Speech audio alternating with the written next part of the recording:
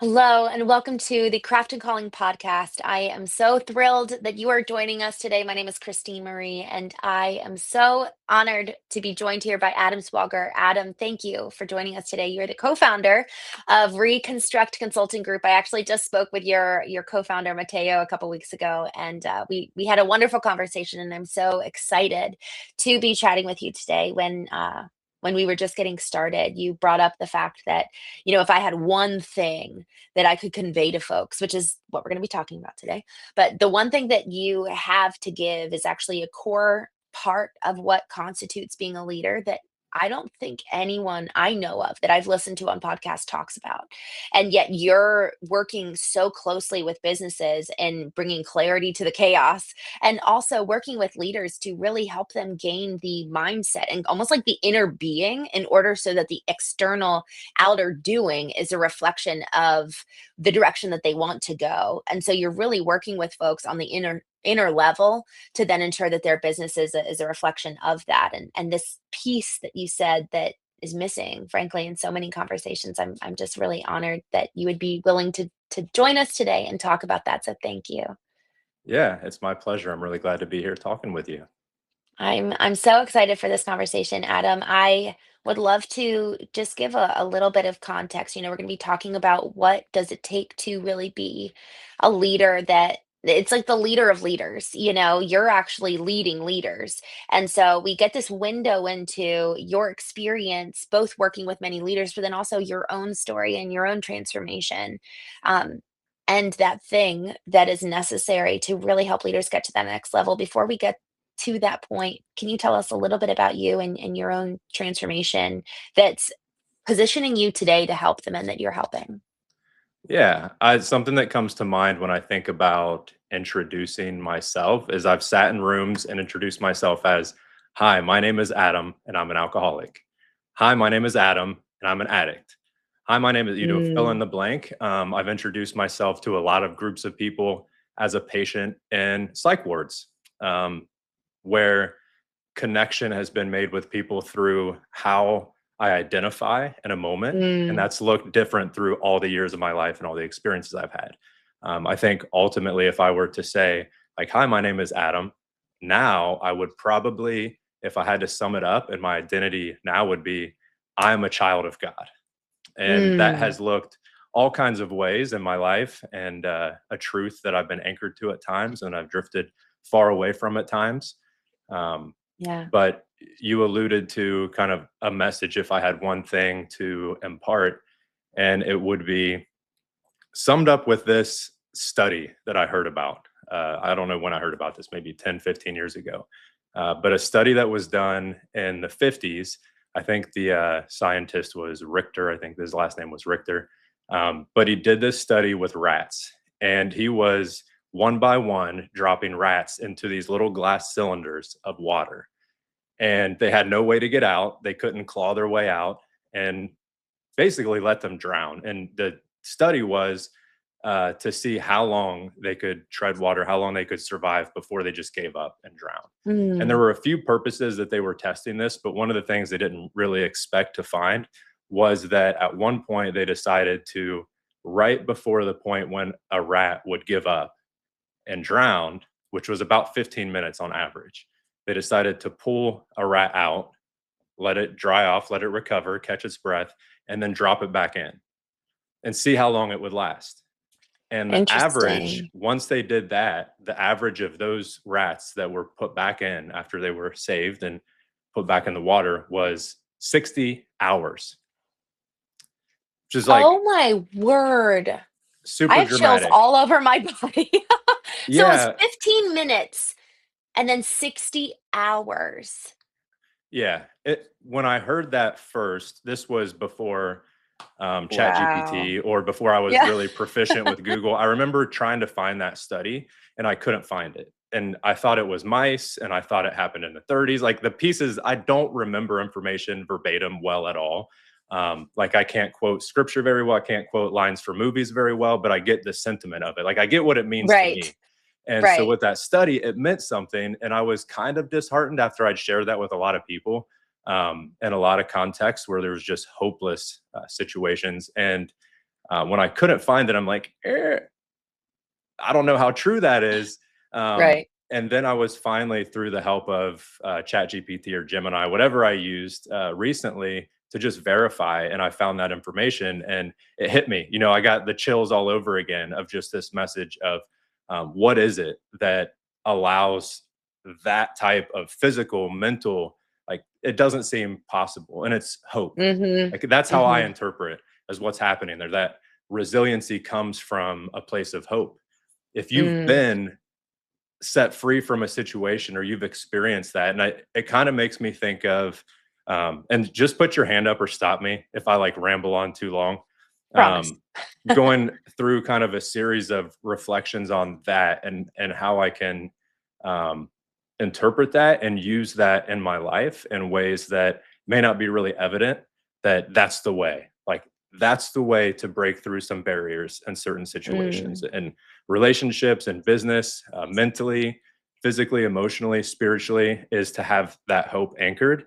And I think a Mm. big part of that, and with there are so many great coaches, consultants, a lot of platforms in the construction space where you can get guidance, mentorship, community, and this hope is kind of baked right in, whether someone acknowledges it or not. If Right. you can look at someone on social media and recognize, like, man, this business owner is living a life that I want to have.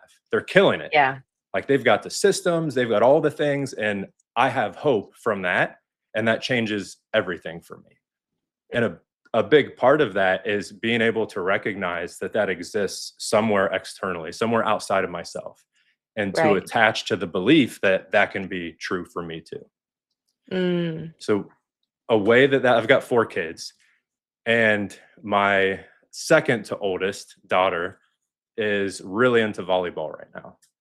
And I mentioned before we got on, all my kids are out of the house right now, which is a really weird thing. But normally I'll be on a Zoom call with a client or something, and I'm hearing a volleyball in the background bouncing against the wall. She's just practicing her bumps and everything, like constantly. So we got her a little rebound net for the basement for Christmas, so she can go down there and practice up against the big Nice. rebound net. So I was down there this weekend with my girls, and we were just seeing how long we could go. Like, how many hits could we get without dropping the ball? And we were going one at a time. And I didn't intend to make this an experiment or anything, but it was this phenomenon where each time that record was broken, then it raised the ceiling to what's possible. Yeah. And as we're doing that with the girls, it went from like 10 to, then my younger daughter got 12, and then it was 15. And it's this focus on, okay, I want to hit this mark that's higher than what I've seen as possible, but still it's a fixation on what you've seen as possible. So there's a ceiling there. And I got to a point with doing that with my girls. I was like, we're focused on getting like a little bit better than what we've seen shown for us. And I don't know what all the record times are for racing. I don't follow the Olympics or racing, but I have heard that phenomenon in racing where it's like the 6-minute mile was a big deal. Mm. Someone achieved that, and then all of a sudden, people all around the world, it's like breaking that 5-minute Yeah. mile, 4-minute mile. It's like, what happens when someone displays like, this is what's possible? And Mm. it's hope, and it's the ability to push beyond what someone could on their own because they've seen that. So I'm going through with my Mm. girls. I explain that, and I'm also a big fan of the concept of flow and just operating in flow, in whatever capacity we're able to in day to day life. So I went into my little session. I think I got up to like 42 or something, and I'm bumping it against the thing. My next one, I'm 95. I remember thinking like, Wow. I want to double it if I can do 42, and I did Right. double it. And then my other girls went, and then I was up again, and I'm like, I'm not going to think about the number. I'm just going to go. I have no idea what I'm capable of. Yeah. I'm just gonna get in the I'm just gonna do the thing. And I got 294, Oh my 264, something gosh. like that. It was upwards of 250. And it Wow. just blew out of the water. So all of that to say, like, we're going to find what we're looking for. I've suffered from depression a lot in my adult life. I have bipolar disorder. Been in a lot of situations where I have not felt hope. I've not sought hope. I've been desperate, depleted, discouraged, defeated. And when when I get a glimpse of something that can draw my eye and vision to hope, like I will find it there. And I'm at a point in my life where I've looked forward to my 40s. I turned 40 in March. And like, when I'm in my 40s, I'm going to have experienced enough and learned enough that I actually have something to contribute to the world. Like, my 40s are going to Yes. be about contribution. I'm not quite there yet, but this pursuit of looking for things that are going to develop me to be the person who has something meaningful to contribute to the world. And Mm, in that, I've been able to recognize in that pursuit amazing mentors, amazing resources, amazing people in the world that are doing things that have lifted the ceiling of what I think is possible for me, but more importantly, for the people around me or within the reaches of my influence. mm. So, hope. Wow. Hope, the best of things. Man, Adam, I'm so grateful. Thank you so much for sharing this. I mean, even just the way you opened it, it was so honest. And it's easy, I think, for a lot of us to hide what think frankly we would constitute perhaps as skeletons in the closet rather than recognizing they're a part of our story, and frankly would we even be the same person without them? It's a total reframe on the experiences that have gotten us to where we are today that frankly a lot of folks probably need to know and hear. Because if we're on the other side, or even if we're not done, even if we're just in the process and in the pursuit of it, I think hope comes from this is interesting. I'm curious to hear your thoughts. Raising the ceiling by way of our own, what can I do? How can I beat my own record, my own time? Okay, look also. So the second way that hope comes is through looking at other people, how they've raised the ceiling. And then perhaps even a third way is look at them just in the pursuit of something Mm, different, something better. It's like the yeah. process, because it's so easy. Frankly, I'm guilty of this. And I think a lot of entrepreneurs is I'm guilty of wanting just to get to the destination, wanting just to get to the outcome, rather than honoring the process and the cultivation of ourselves as we get from point A to point B. And so I'd love to hear you talk a little bit about that in between process. Yeah, I think there are all kinds of inspirational posters that have cliche quotes around a lot of this idea. That's probably Mm, developed a lot from maybe the 80s and 90s until like the 2000s, where it's less about being on top of the mountain with the flag in the CEO's office and more about that climb and that journey. And we think a lot with the work that Mateo and I do, and as we've helped develop each other, and like what this looks like to grow is sprints and periods of we're getting to the next base camp and the next level of stability. And there is an element of arriving or achieving or something in that process, because we all know there's none of that sensation of fulfillment or achievement um, in a complete form ever. Like, yeah. the highest achievers know that, I'm sure, more than anyone, which I would not consider myself in that category at this point in my life as the one of the highest achievers. But in my reality, and anyone that I've known, that the people who have experienced the most peace at any point in their life have attached their fulfillment or the pursuit of their purpose to their calling. Is another big theme of life. It just happens to be a big part of your podcast and the title and what Right. I've heard with your guests. But the pursuit of a calling Mm, unlocks something within us that um, any level of achievement or quote unquote success by what the world standard may be will never touch. It's the pursuit of that call. It's the next step towards that.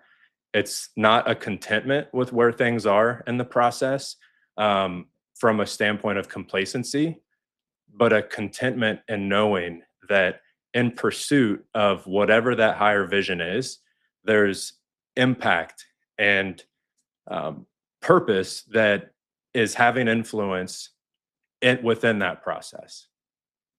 And I think the people that I've come to know or looked up to or admired who've had the greatest level of, I use air quotes way too much, success, Yeah. and what they would define as success has to do with the people and lives that they've positively impacted. Mm, right. And you can achieve all these things and not experience that in your life and like completely missed out.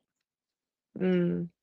And I'm so grateful that you brought that up because honestly, it's so easy, especially when we've got a craft that is all consuming. And for many of folks at different levels of the business, but usually under, kind of under 3 million, you're in the business and it's taking up pretty much every part of you. Yeah. And so when we think about what it takes to be a good leader and kind of get to that next level, raising your own ceiling, for us to kind of have that hope. I just love that example because, frankly, when I think of hope, I think of it not necessarily in any kind of business context. I usually think of hope pretty much just in a spiritual context. But what you're talking about when it comes to hope is both and it's seeing and being reminded of what's possible that somebody could take their business with only 15 employees and by the end of the year be at 150. It's seeing that it's possible. And man, am I even dreaming big enough? Right now, on the back of my phone is this quote by Michelangelo. The greatest danger for most of us is not that our aim is too high, and that we miss it, but instead that it is too low and we reach it. So Mm, actually it's far more damaging to be shooting like so low and then really arrive and then be like, oh, I could have maybe done way more. And so if we're not constantly in a state of, and this is where I'm wondering, this is kind of my question for you, is it being in community? Is it being around others? Is it reading books? Like, how do we actually ensure that our ceiling is perpetually being raised so that we're aiming high and never actually self-limiting? wow. Yeah, that's a really powerful question. And I think there's a lot of really key foundational parts of like living a fulfilling life that would Mm, fall underneath that. Um, it's kind of the idea of, we just had Christmas, and I don't know when this is going to drop, but it's the week after Christmas right now. And it's more blessed to give than to receive, like that kind of thing. And anybody who has given generously has experienced that and knows that to be true. And I think that's one of the most fulfilling things in my life. I'm selfishly bringing a lot of things back to my life and my experience. I mean, I'm the one talking and sharing, but also right. that's the only reality that I know personally. And to help someone else or be a part of, a lot of times, um, all right. So there's this book that my wife got me for Christmas. I'm a big fan of The Boy, the Mole, the Fox, and the Horse. If I've you've never never read read that. that book, you absolutely should read it. And this is a I'm writing follow it up to down. it. But there's a page, and my wife read this book last night, and I was like, "Hey, there's a page in there that speaks so deeply to me. See Mm, if you can figure out what page it is when you get to it." And the pages only have like a sentence or two or a phrase. This beautifully, I could give a narrative on what these books have meant to me and the artist and author. But this quote is, often the best answer is just to listen. And in the context of the story, it means a lot more.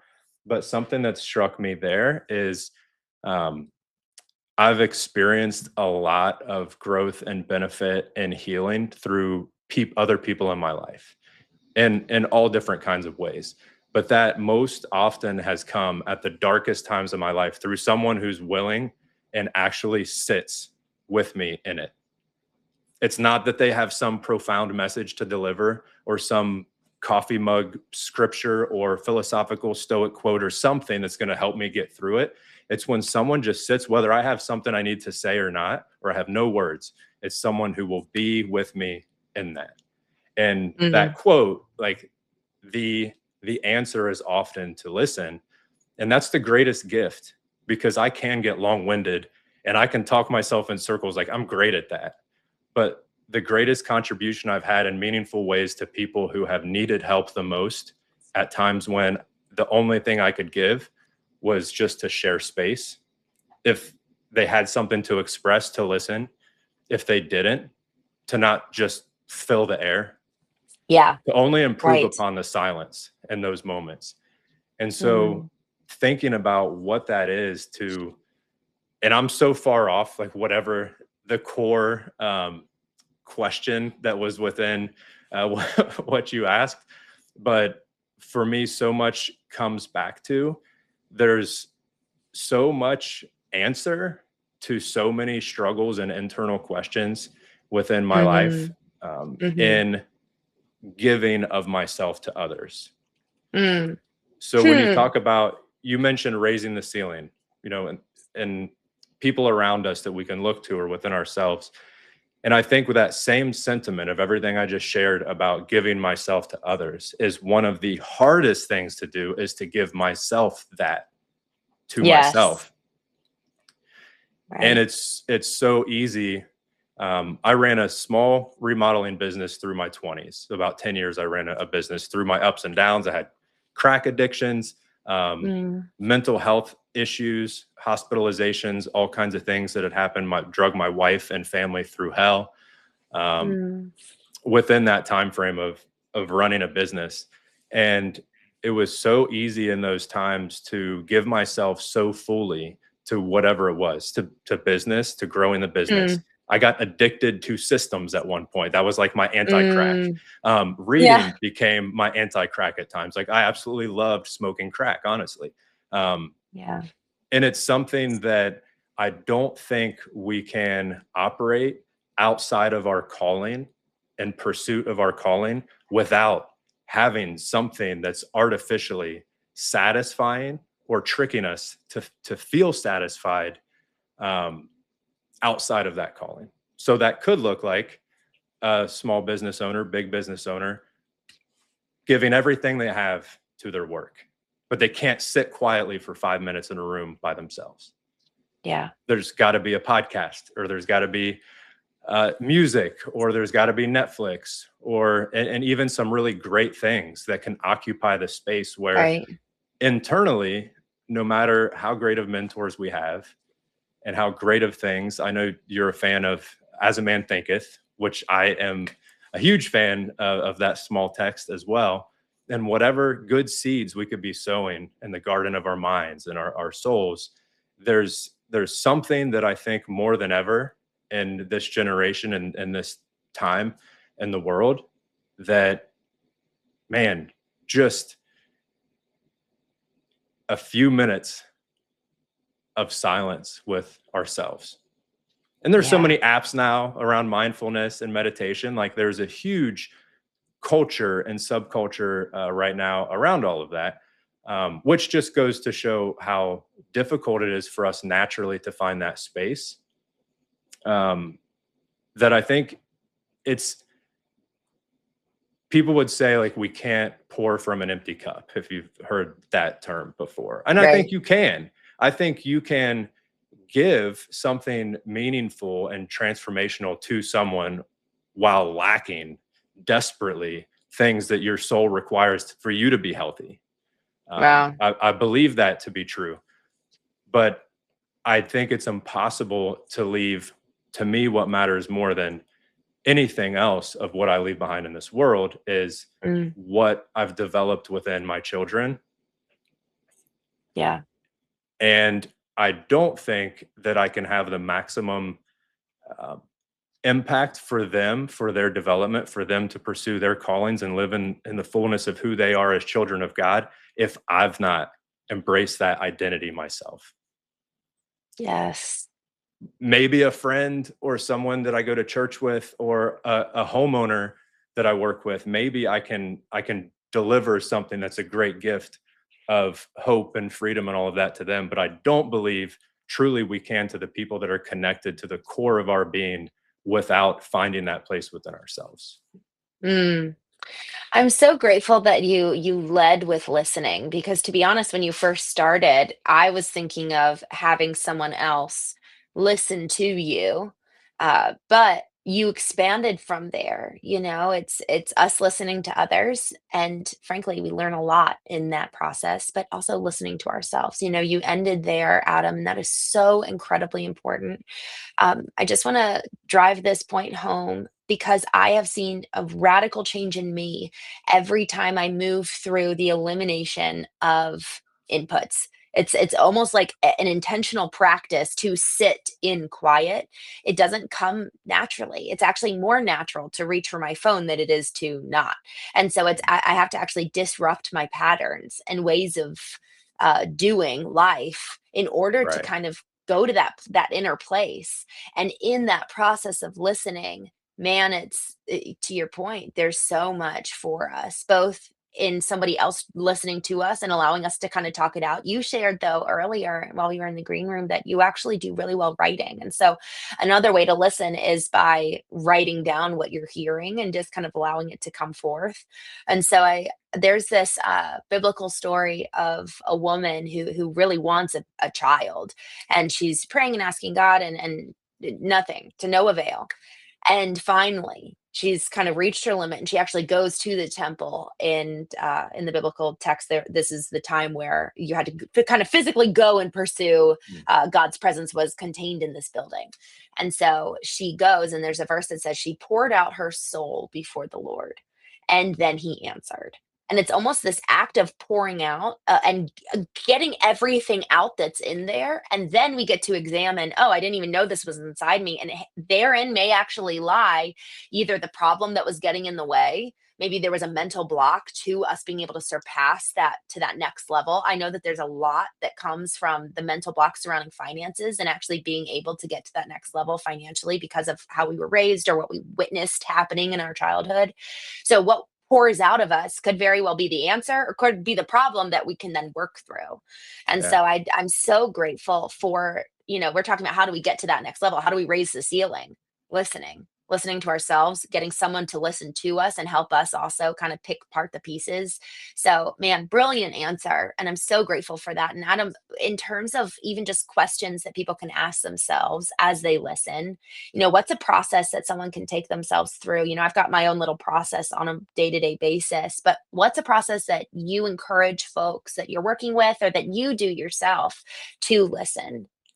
So you had, I'm going to butcher his last name, but you had, is it Mike Abramowitz? Yes, Abramowitz. Yeah. Abramowitz.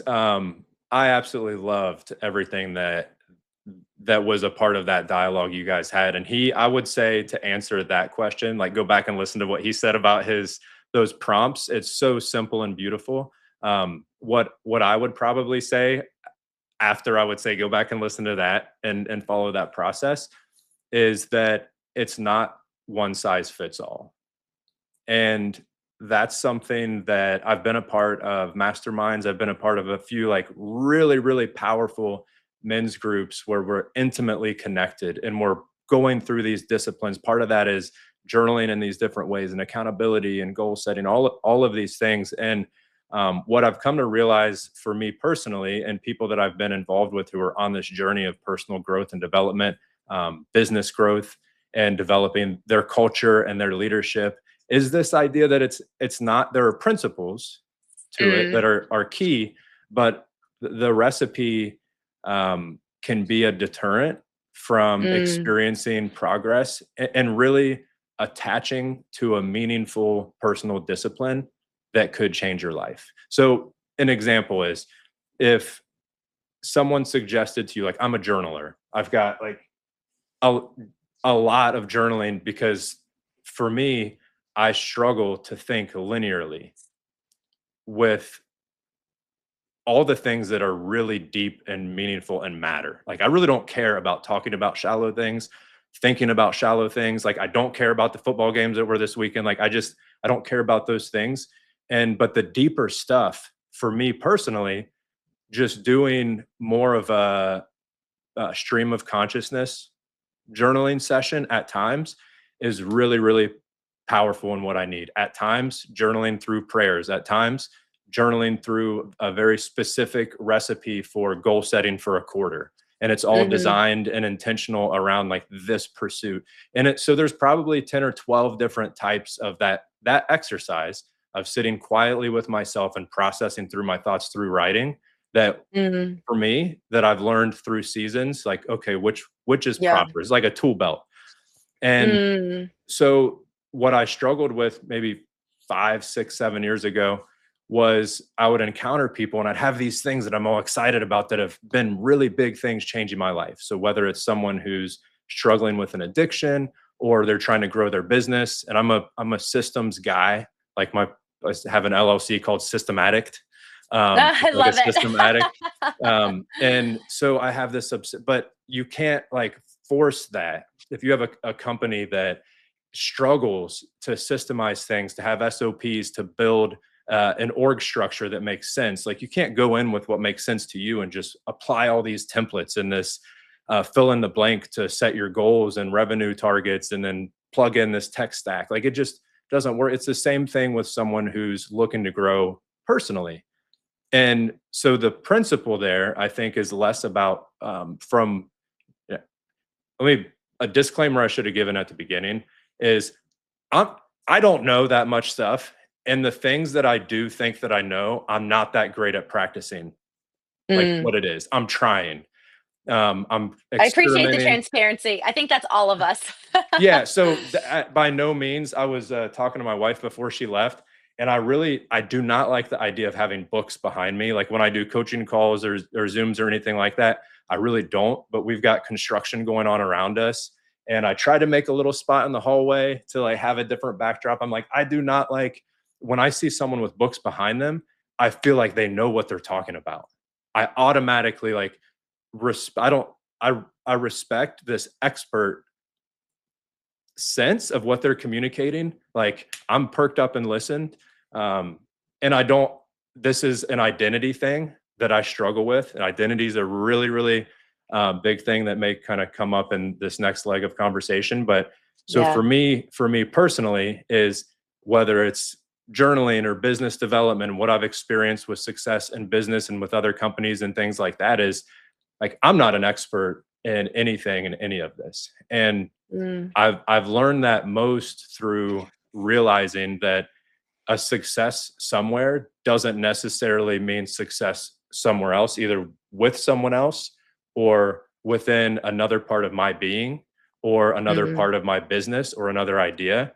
But the core fundamental principles of what's happening there, that's the part that I want to get to. So, like, what's happening in the exercise of journaling? I think absolutely anyone could benefit from the process of working through thoughts. Now, that might mean for someone, it's pen and paper. It might be typing things out on a computer. It might be in an app on your phone. It might be while you're driving, speaking things out in an audio message. It might be taking that Mhm. transcription and plug it in a chat GPT and get the feedback. Like it could look all Yeah. different kinds of ways. So this is a big thing that I think is a driver for the work that we do is there's a component of empathy that I believe is necessary for any real impactful transformative change through connection with another person Mm. or within ourselves. Mhm. So let me explain that a little bit because I don't know exactly what I mean I yet. love the mental processing. I love it. Go. So empathy is huge. And I think now, still being young and dumb, the people I respect the most are really like in their 70s or 80s. And I think they have something truly worth listening to at a core fundamental level. And so I'm realizing that I don't know. I'm just able to point to some indicators for me. And so empathy is one of these things that without empathy, I can't properly suggest to someone or connect with someone in a way that's going to have real impact or induce real change in their life. And empathy is something that is core, so core to my being, um, that I don't think I had any other option through the psych wards and a lot of time in crack houses, and a lot of the people in situations that, like, I'm curious, so I'm asking people about their life.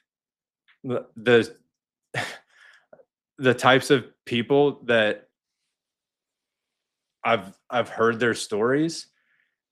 I came to realize I was 22 the first time I remember having a conversation with a homeless man that by the end of his story, I realized, and I've said this to my kids, I've shared this, anybody who knows me has heard a version of me, this moment of realization for me in that moment, that if I were this man, if I were this person born where he was born, to the family he was born to, and the situation he was born into, and the house and the neighborhood, went to the school, worked the job, had the marriage, had the divorce, had the kid who killed himself, had Yes. all of these things that happened in that Wow. very moment that I'm here with this man presently. If that was my story, I would be him. I would Mm, be looking the way he looked. I would be looking at the world the way he's looking at the world. I would have the feelings that he has, the thoughts, be taking the actions that he's taken in his life. Like, in that moment, I lose the ability to judge anyone that I would ever come in contact with that's a human being in my entire life on the face of this earth. Because with that awareness, how could I judge someone? And I can struggle with this. It doesn't naturally snap into, like, I see someone doing some crazy thing or someone breaks into my car and I'm like, man, I feel the emotion of that thing. But if you get to know someone's story, it just makes sense. It just makes sense.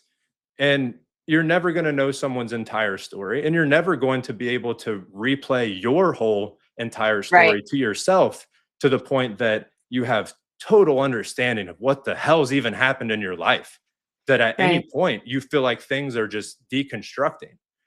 But if you exercise a degree of empathy, which I'm tying this around to this journaling piece, is a way of understanding yourself and your story. There's a part of reflection that's necessary for someone to have the empathy for themselves, Mm, to be able to not judge themselves, in a way to be able to live in true identity. mm, Because otherwise, we are to ourselves filling in all the blanks of what we want to be mm. without recognizing the delta between where we are right now and where that is. So, Wow. the empathy piece, as it relates to anyone else, is if I know enough about someone's story to understand the way they think, their psychology, like what would really work for them, that's a part of the coaching that we do. Is we really need to get into not just understanding the P&L and the balance sheet and seeing Right. someone's tech stack and getting their org chart filled out, and like, what's your sales process, like all those things are really important. That's a big part of the identity of, like, what is this company right now, the Mhm. culture of the company, the mission, the values, like all the EOS stuff is like really core and important to understand the identity of the company. What does that look like for the person running the company, for the leadership team, for all the way down to the grunt guy, the runner who's running around? Like, ultimately, there's a degree of empathy that I think for any real impact, this only matters for a company or an organization that wants to have a positive impact in the world. Because you can grow and scale an amazing, successful company and sell it to PE or leave it to your kids or anything like that, and miss this whole piece. Like, it's not Mm. necessary for success in business or success in a sports team or whatever. But my experience has been, and like, I have sought counsel from a lot of mentors that are like the authors of the books that I've read over the years. Um, People in my life that I've been able to look at and see, at least for me personally, the life that I want to live is not the bottom line or the top line or like any of the lines in revenue or profit or anything like that. Those things are an amazing vehicle and give the ability to do things that matter. Like, a business is a thing to steward, it's not a thing to hold identity in. Right. And so, Wow. this empathy piece for me has put me in a position, first off, like, it's really hard to have empathy for myself. It's like a strange concept. But if that's a reason to journal, it's easier to journal. If I can understand why empathy is important for me to operate and live in identity, and empathy can be achieved through some certain practices like journaling, it makes sense. In the same way that someone who wants to grow their business and get past the bottleneck of them being the project manager and the superintendent and the sales guy and the estimator and all of that, like, okay, I want to achieve being able to step out of some of these roles and ultimately have a business that operates without me. So because that's what I want, I can put the systems in play. I can change the habits. I can put the infrastructure in to create that, but there's got to be a reason. Right. So Right. within personal development, within connection with other people, it's being able to anchor the activities that we have, the intentions that we have behind the conversations that we have with people, the way that we give generously of our time, energy, money, effort, like all of that. If it's not tied to an intention, to a purpose, it's just looking at Dan Martell with the Lamborghini and like, I want that.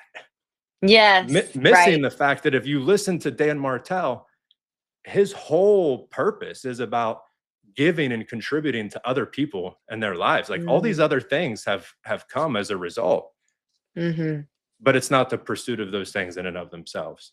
Mm. So good. It's just so interesting, when we think about the whole purpose of this podcast, examining the craft and how to hone the craft, build the systems in place. Our calling, what is our calling? Having a really clear why, to your point.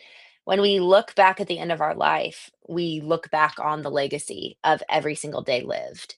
The amalgamation of that into what is the legacy, and we're writing our legacy every single day. Mm, And legacy is, yes, the money in the bank, that has direct tie to the craft, but then it's also so relational with ourselves and also everyone around us. You were talking about our families. So many of us, that's our why, and yet they're the ones that get sacrificed on the altar of the craft. And right. so it's so critically important what you're talking about, because if we're not hyper clear on what our why is to begin with, it's going to end up kind of getting faded into the background of the noise. And Yeah. because it's so much easier, I was talking with someone the other day, and we were identifying just how it's so hard when the benchmarks of success relationally are very, very blurry. Mm, Whereas the P&L, that's very easy to see. Oh, I'm being successful. So we have to intentionally create those KPIs, key performance indicators of relational success for our child that's learning to walk. So what does connection mean to them when they can't talk back to me, really? It's just like yeah. it's kind of the deaf and dumb relationship at this point, because it's just we can't get anything.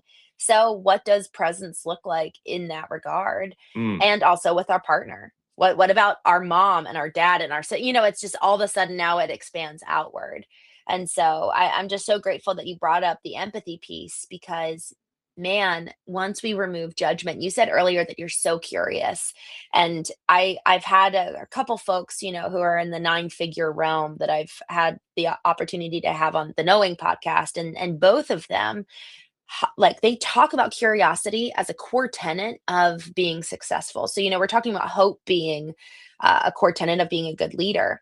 But man, you can't actually get to the point of hope without first being curious about mm, what is the ceiling that you've been able to raise. What is your experience? There's a curiosity that then leads to empathy, that then leads to hope. It's like maybe curiosity actually is the very first step. But actually, to your point, and this is where I'm just riffing here for a moment, perhaps empathy is the first step to get to curiosity, because otherwise it's just going to be judgment. And so mm. perhaps empathy is the first piece that allows for curiosity, that gets us to hope so we can raise the ceiling. Yeah. I man, I think there's a strong relationship between personal suffering and empathy. Mm-hmm. Um, as you're saying that, I had a few different things flip through my head that just the relationship between some of these things that, so I'm a part of the youth group at our church. I work with specifically the sixth grade boys, which are amazing, but like really challenging just with where your head's at and maturity at that age. And we were talking about empathy just a few weeks ago, and it's a really hard concept to get through to someone who doesn't like get it or feel it. And there are some boys in that group that have just very well-to-do homes. Like parents are really successful, they go to great schools. They just like haven't really experienced much personal suffering or perceived it or been exposed to it around them in a way that it's affected them in any way. And there are a few boys in there that have had deep traumatic experiences. One boy lost both of his parents within the last 18 months. Like just Wow. tragic. Another boy, his Oh, little 4-year-old sister had cancer in her eye this year. Went through 6 months of chemo treatments. Had to have her eye removed. So their whole family oh, experienced all of this thing. So there's a degree there that it comes across. Like I can see it in the interactions. There's empathy that's there without them having to think about it or work for it. It's right. there through Yes. either a personal suffering or an exposure to that you choose to sit in suffering with someone else. Um, I think again, like all of this, I've failed miserably at most of the time. Like I'll get these glimpses of success in these areas. One of the things that you mentioned, like presence, you can't be curious about something if you're not present in a Mm. moment to Hmm. to recognize that. I was in a group of guys yesterday morning, and one of the guys is talking about he like really struggles to just sit and be quiet with Mm. anything. He's like his mind starts to go. And I'm like, well, let's look outside for a minute. Like, look at this tree. It was really windy out. Like, pick one branch on that tree and just like watch it move. And like as soon as you start to lose your focus on that and you start to think, well, look at one leaf on that tree, like watch it move. Like you start to tune in to what's happening outside of yourself. And this has been one of the greatest struggles of my life with depression, with addiction, with all the things that are self-serving, self-focused. Like the object of my Wow. pursuit terminates on me and my own satisfaction or my own internalization of the experience I'm having in the world. So depression, anxiety, all these things, there are chemical things going on. Like I do not discount the struggles of, like I said, I have bipolar disorder, of mental illness and all of that. And but there's a great responsibility that we can and should take, a stewardship over our personal lot in life, whatever that is. I've got it way easier than so many people in the world that like I can't imagine the struggle that they have in so many areas. Um, Right. but there's a degree of taking like take your thoughts captive. Like you can plug in all the Yeah. terminology around this, but without that presence and connection to like what's happening, there's this story happening in the world that we're a part of, that we're connected to. And if we're not tied to like that curiosity, I think is a great sign that we're tapping into that greater narrative that's taking place and not our own little personal internal world. Yes. Oh, I love that. It's so interesting. We have to go inward and listen.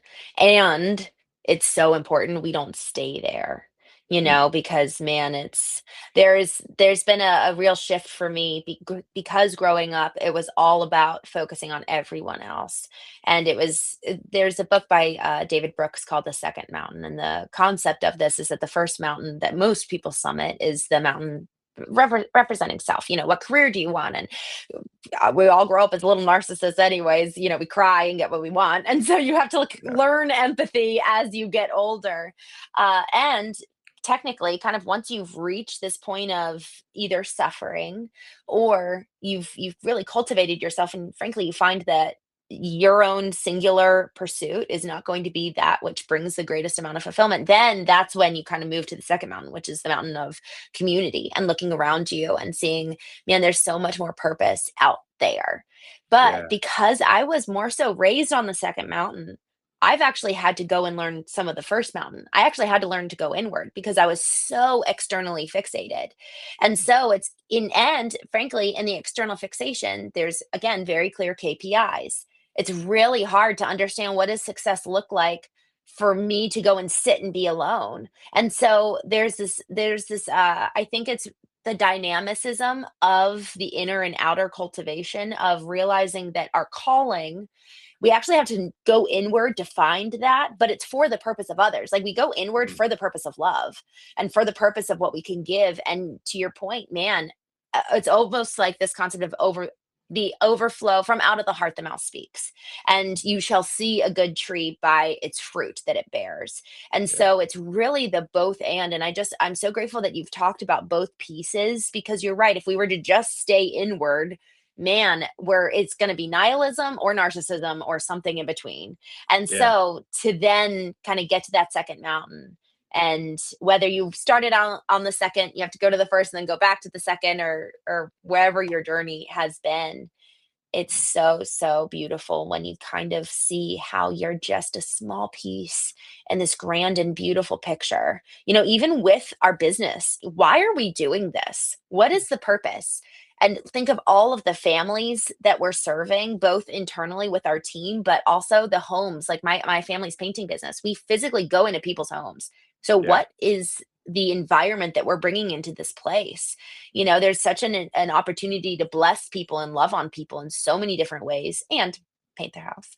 But there's just a real stewardship, and I'm glad that you use that word. I'd like to, and I'm mindful of the time here, Adam. We 51 minutes just breezed by. I'm like, oh my gosh, how did we talk for all this time?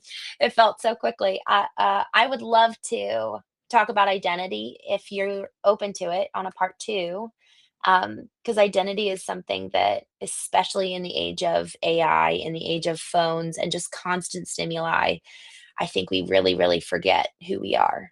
And Yeah. so, if you're up for it, love to have you back on. Absolutely.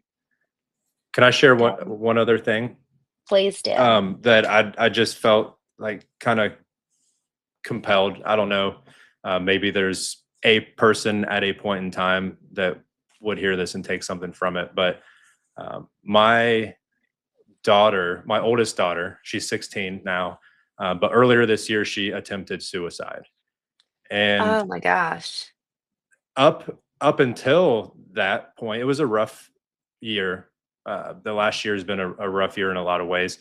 In a lot of ways, I had no idea how rough it was for her. Um, there's a page in the book before the one I just showed you, the original, the boy, the mole, the fox, and the horse, where the boy asks the horse at one point, "What's the bravest thing you've ever said?" And the horse says, "Help." And there's something Chills. to business owners, especially. So just imagine you've got someone running a painting company or a remodeling company or whatever, and you've got a team, big team, small team, whatever. But you're in this. There's nobody else. Even if you have a partner, there's something about your experience that you've got that you can't necessarily open up fully to your team. There's a part of leadership that you kind of have to take the burden and the internal burden. A lot of guys, and I used to do this, is would be go home and I'm kind of like putting all my business struggles and have a homeowner who's making a fuss about something and this guy didn't show up today and all of that. And I'm like, that's not the place in my home. Like they're a great therapist, like all of these things. So I think with someone, and especially the type of person who's going to an entrepreneur, someone who's going to run and operate a business and seek to grow it, there's this courage and boldness that allows you to be successful and grow, but it also keeps us from not even just asking for help when we need it, recognizing when we need help, and Mm, have even having someone or someone to ask for help, but also recognizing the people that matter most in our lives. You mentioned the KPI. This is something that hits really deep to me. Is business was going great up until and the point where my daughter attempted suicide. And when she comes in our room freaked out that she doesn't want to die after she downed a whole bunch of my psych meds, and I'm then taking my daughter, I had no idea the degree that things had progressed in this destructive way in her life. And I'm helping clients, I'm doing this work. The numbers are looking great. The bank account's growing, like things are happening. But I'd missed all kinds of key performance indicators in my home. So wow.